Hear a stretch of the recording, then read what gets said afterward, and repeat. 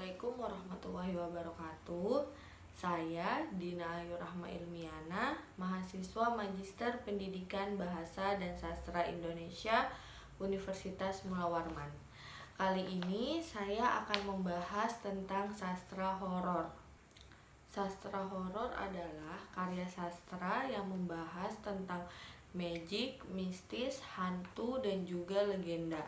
Sastra horor pertama kali ditemukan di abad ke-19. Oleh karena itu, sastra horor termasuk ke dalam sastra lama. Hingga saat ini, karya-karya sastra horor sering kita temukan dan sering juga dikaitkan dengan agama. Sastra horor umumnya mengkaji materi yang tidak dapat dinalar, tidak nyata, dan tidak dapat diindra. Namun, sastra horor ini hampir selalu ada dan sering terjadi di masyarakat Indonesia. Meski sifatnya subjektif dan penuh misteri, banyak masyarakat yang meyakininya.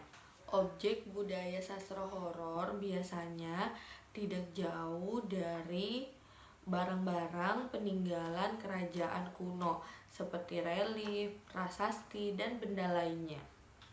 Pada zaman sekarang, banyak penulis dan penggemar sastra horor.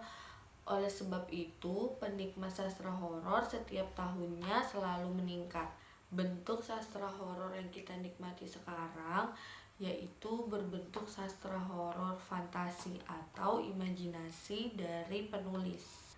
Biasanya penulis membuat alur cerita sesuai dengan imajinasinya sendiri yang berhubungan dengan hal-hal mistis ataupun hal-hal horor lainnya. Bentuk sastra horor lainnya juga bisa tentang hal-hal mistis atau hal-hal horor yang pernah dialami penulis, atau bisa juga cerita seseorang yang diceritakan kepada penulis. Sastra horor di zaman sekarang banyak berbentuk novel, cerpen, film, dan podcast. Selain itu, sastra horor adalah genre sastra yang bertujuan untuk menimbulkan perasaan takut, cemas, keterkejutan kepada pembacanya. Genre ini seringkali mengangkat tema-tema tentang kematian, supranatural, kegelapan, ataupun ancaman dari makhluk atau kekuatan yang tidak dikenal. Ada beberapa ciri khas dari sastra horor. Yang pertama, atmosfer gelap dan menakutkan. Contohnya cerita horor yang berlatar di tempat-tempat yang suram dan menakutkan, seperti rumah tua, hutan gelap, dan ruangan bawah tanah. Yang kedua, elemen supranatural. Nah, ini contohnya karya-karya sastra yang melibatkan makhluk supranatural seperti hantu, vampir, iblis, ataupun entitas yang tidak bisa dijelaskan oleh akal sehat. Ciri yang ketiga yaitu karakter yang terancam. Contohnya orang yang dihadapkan pada ancaman besar baik secara fisik maupun psikologisnya yang seringkali berasal dari kekuatan yang mereka tidak ketahui. Yang keempat, tema ketakutan eksistensial, yaitu mengeksplorasi ketakutan mendasar manusia seperti ketakutan terhadap kematian, ketidakpastian, dan ketidakberdayaan di hadapan alam semesta. Sastra horor bukan hanya memberi ketakutan secara literal, tetapi sering juga menyampaikan metafora untuk ketakutan sosial, budaya, ataupun psikologis. Genre ini memungkinkan penulis dan pembaca untuk menghadapi kecemasan yang tersembunyi di dalam kondisi manusia.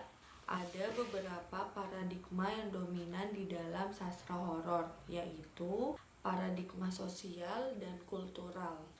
Paradigma ini melihat sastra horor sebagai cerminan ketakutan sosial dan kultural dari waktu tertentu. Sastra horor di dalam paradigma ini sering digunakan untuk menggambarkan ketakutan pada perubahan sosial, penyakit, perang, ataupun ketidakpastian ekonomi.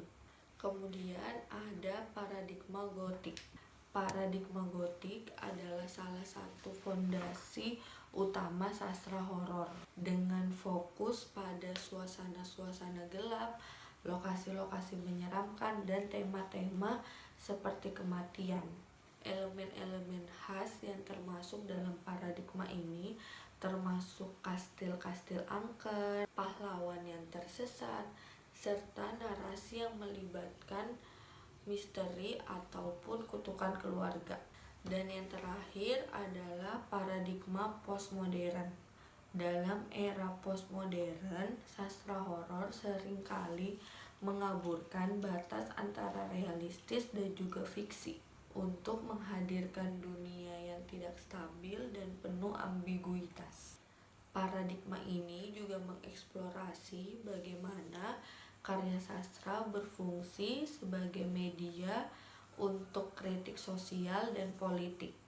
Beberapa pandangan kaum postmodern yaitu tidak ada realitas objektif, ada kebenaran ilmiah ataupun historis, sains dan teknologi bukan kendaraan kemajuan manusia. Ya, paradigma dalam sastra horor menawarkan cara yang berbeda untuk memahami dan menganalisis genre ini. Dari ketakutan psikologis dan trauma pribadi hingga refleksi sosial kultural. Sastra horor kaya akan berbagai lapisan makna yang menjadikan genre ini sebagai genre yang kompleks dan beragam. Itu saja yang dapat saya sampaikan. Saya ucapkan terima kasih dan wassalamualaikum warahmatullahi wabarakatuh.